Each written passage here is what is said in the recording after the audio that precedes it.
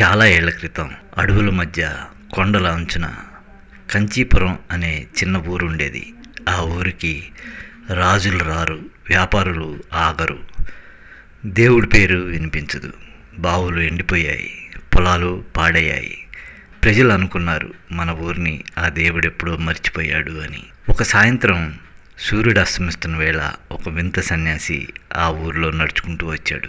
అతని శరీరం అంతా విభూది, కళ్ళలో ప్రశాంతత, చేతిలో ఏమీ లేదు. ఊరి వాళ్ళు గుసగుసలాడుకున్నారు. ఇంకో బిచ్చగాడు, మనకే తిండి లేదు, ఇతనికి ఏమిస్తాం అని. అందరిలో ఒకతను మాత్రం ఆ సన్యాసిని గమనించాడు. అతని పేరు వీరయ్య. పేద రైతు. 3 సంవత్సరాలుగా పంట లేదు, కానీ మనసు మాత్రం పెద్దది. వీరయ్య అన్నాడు, స్వామి, మా దగ్గర ఎక్కువగా ఏమీ లేదు, ఉన్నది మాత్రం పంచుకుంటాం. సన్యాసి మెల్లగా నవ్వాడు. ఆ నవ్వులో శాంతి ఉంది. వేరే ఇల్లంటే లీక్ అయ్యే పైకప్పు, మట్టి కుండ, కొంచెం బియ్యం, ఉప్పు. భార్య అంది వీరయ్యతో, ఇది మన చివరి భోజనం. కానీ వీరయ్య చెప్పాడు, ఆకలితో ఉన్నవారిని తినిపించలేకపోతే మనం మనుషులం ఎందుకు అవుతాం అని. వాళ్ళు అన్నం వండి భక్తితో ఆ సన్యాసి వడ్డించారు. సన్యాసి నెమ్మదిగా తిన్నాడు.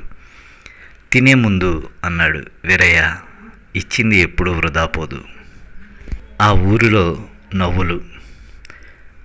పంటలేనివాడు భిక్షగాడికి అన్నం పెట్టాడట. ఎద్దేవ చేశారు. భక్తితో ఫలం పొందుతుందా? వీరయ్య మౌనంగా ఉన్నాడు. కానీ ఆ రాత్రి ఏదో జరిగింది. అర్ధరాత్రి మెరుపులు, ఉరుములు, వర్షం పడింది. కానీ అది కేవలం వీరయ్య పొలానికే.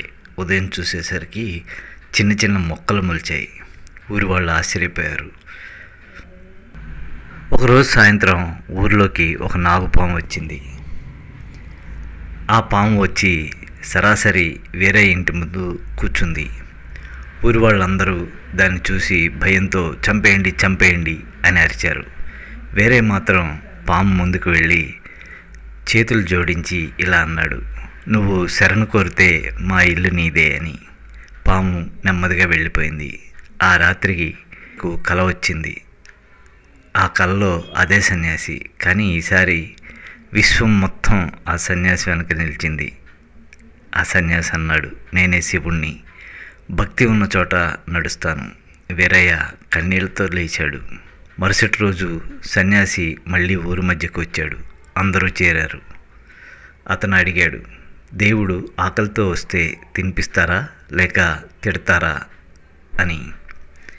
అంతే. భూమి కంపించింది, ఆకాశం గర్జించింది. శివుడు మృదువుగా నవ్వాడు. ఈ ఊరు శాపించబడలేదు, కరుణను మరిచింది.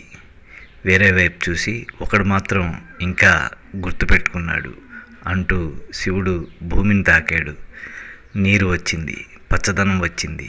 చివరగా శివుడిలా అన్నాడు, నేను ఆలయాల్లో ఉండను, దయ ఉన్న చోట మాత్రమే ఉంటాను అంటూ శివుడు మాయమయ్యాడు. ఆ చోట చిన్న శివలింగం ఏర్పడింది. బంగారంది కాదు, రాజుల నిర్మాణము కాదు, కేవలం చిన్న రాయి మరియు భక్తి.